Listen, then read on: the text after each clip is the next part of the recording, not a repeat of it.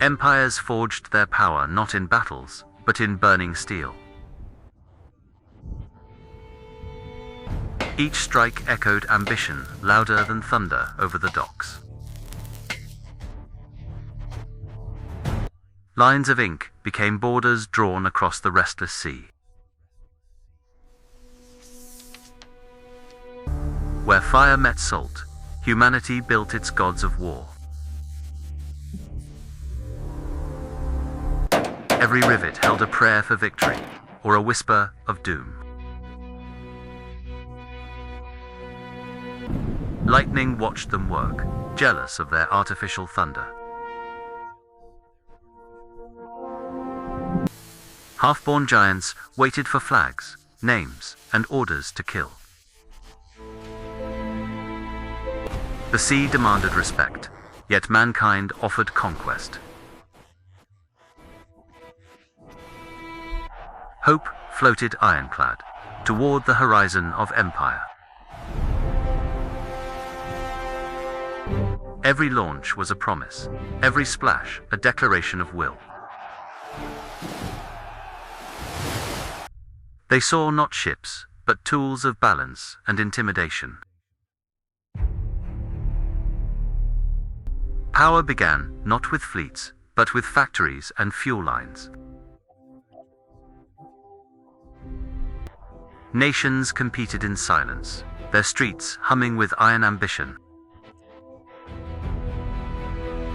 We build gods, lad, but pray they never awaken fully. From smoke and pride, an age of iron dreams began. Infrastructure defined ambition. Weak foundations buried empires early. Progress demands strength, but even steel forgets how to endure. A single inch short, and millions sank into bureaucratic despair. Nature mocked them gently, drowning dreams before completion. Money weighed heavier than metal when pride met limitation. Two rivals raced, one by will, the other by necessity. They built in faith, ignorant of how their own dreams functioned. Every mirror of metal showed both progress and punishment.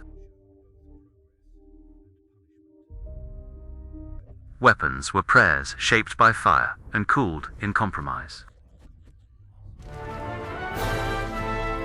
Skill became survival. Each flaw meant death, unseen but certain. Empires were built on ink, crumbling faster than signatures dried. Industrial silence was louder than 1,000 naval guns. The hand that built fleets could also drown them in protest. Even gears tire. Every machine carries the memory of collapse. Ambition without patience filled harbors with monuments to failure. Skilled hands scarce, schedules slipped, hulls waited under patient tarps through winters. Training new crews takes years.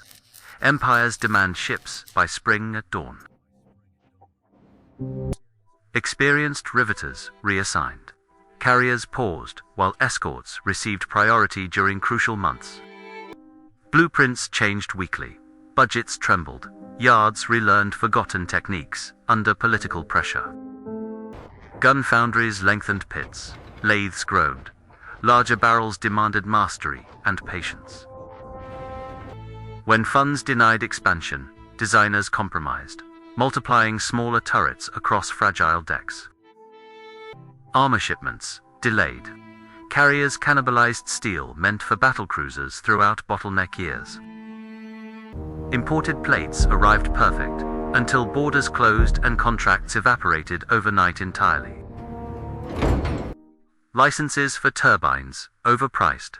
Admiralties settled for older engines, slower, heavier, vulnerable. Foreign fire control coveted, but allies prioritized themselves before friends during frantic rearmament. Dry dock locations mattered. Distant wars punished centralized maintenance philosophies with attrition. Overseas, bases measured designs, hulls resized to fit Gibraltar and Malta capacities. Floating docks promised flexibility, yet demanded specialists and escorts for perilous tows. Trains too short. Barrels sailed aboard awkward transport ships across treacherous straits. Roads buckled under boilers. Bridges reinforced with wartime urgency and scarce rivets. Logistics officers fought invisible battles, rerouting tonnage like generals across continents nightly. Queues formed everywhere. DAMAGED. Ships waited months for docking after brutal sorties. Enemies repaired faster. Round 2 arrived before welds cooled and morale steadied. Strategists circled dates. Industry circled limits none could ignore under tightening blockades. Storms closed, slips. Schedules collapsed like scaffolds in tempests over black estuaries. Workers returned, exhausted, yet proud of imperfect progress, sustaining stubborn national dreams. Contracts extended, debts mounted. Reputations rusted through committee hearings and newspaper fury. Supply ships vanished. Manifests rewritten to hide crippling shortages from enemy spies. Workshops learned quickly, still miscut steel on critical mornings, draining time reserves. Supervisors reassigned veterans, concentrating excellence where delays hurt the schedule and fleet. Overtime blurred days. Whistles marked lives more than calendars or family dinners. Shipwrights counted rivets like prayers, fearing one would fail amid north storms. Test firings thundered.